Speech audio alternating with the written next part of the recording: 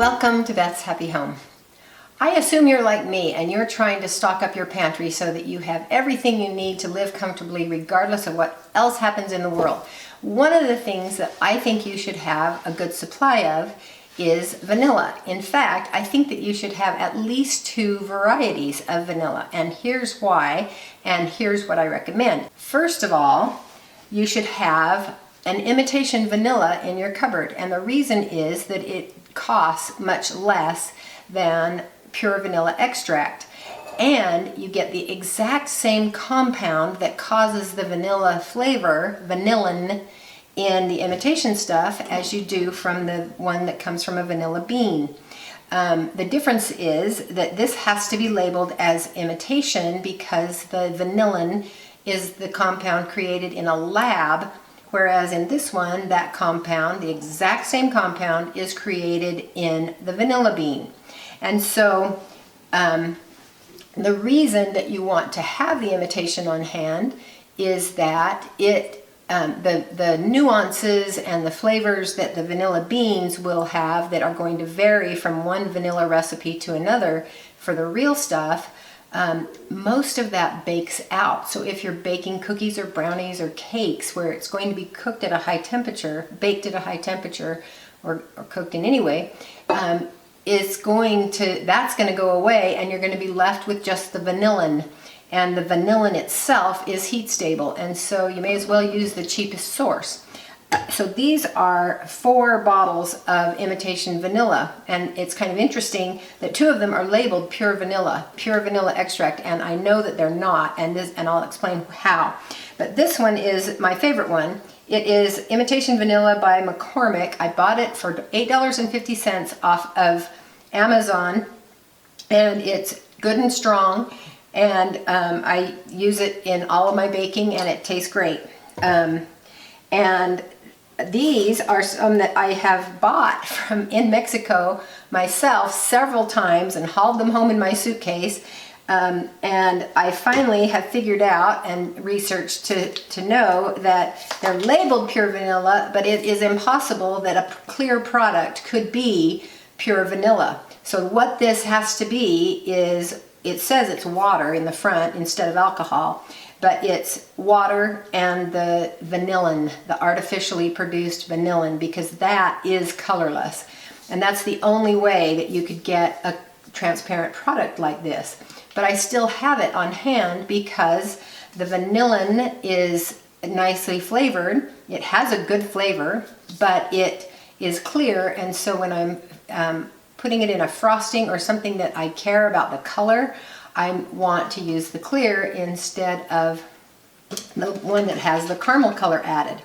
And the reason that this is also very, very suspect as being pure vanilla, same brand, the Dancy brand, D-A-N-N-Y, C-Y, this costs about $9 a quart, and this label is exactly the same as this label, but they're obviously not the same product. This one is dark brown, so they've added some caramel color to this one, but I have to assume that they are otherwise exactly the same product, which is vanillin and water. And then I think that they add some kind of an extract or a coconut flavored additive, because this has kind of a coconutty undertone that I really like, but I don't want anyone to buy this and believe that it's pure vanilla, because it's impossible that it could be pure vanilla. Another type of imitation vanilla is this little powdered vanilla, and it's called pure powder vanilla. But I already explained, vanilla beans are dark brown, and so if this was pure ground vanilla bean, it would be brown, and it is, and the real product is dark brown. But if you look at the label, it says that it's pure vanilla powder, but in pure powder vanilla, but it is actually dextrose and finest vanilla beans. But even if it had vanilla beans in it, it would not be pure white. So there is only a tiny, tiny amount of vanilla bean in this, if there's any at all. Nevertheless, just like with these, it's labeled as pure vanilla powder, but it has and it's not, but it has a very good flavor. And the reason I keep powdered vanilla on hand is for making things like cocoa mix, a hot chocolate mix, or pancake mix, where I want to add that little extra spark of vanilla and a little cinnamon to make it really special. But anything that you want to save with a sweet recipe in the dry form, you'll want to use the powdered vanilla.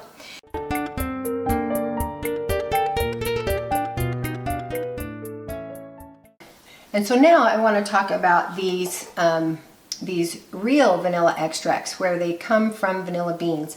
This one is my favorite. It's La Vencedora. I buy it on Amazon. It costs about $16 for a quart of it. So it's almost twice as expensive as these Mexican vanillas, but these are imitation and this is the real thing.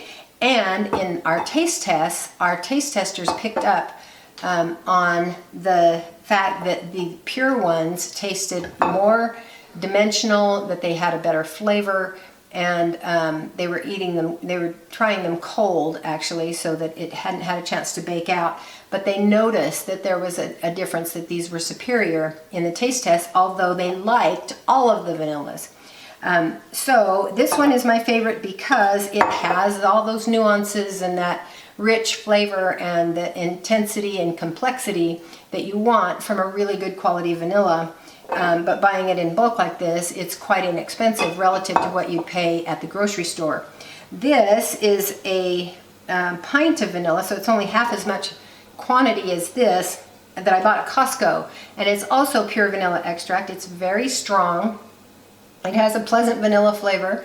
I would say it's even stronger than this one as far as the punch that it packs, and so you want to use it carefully, maybe cut it down a little bit.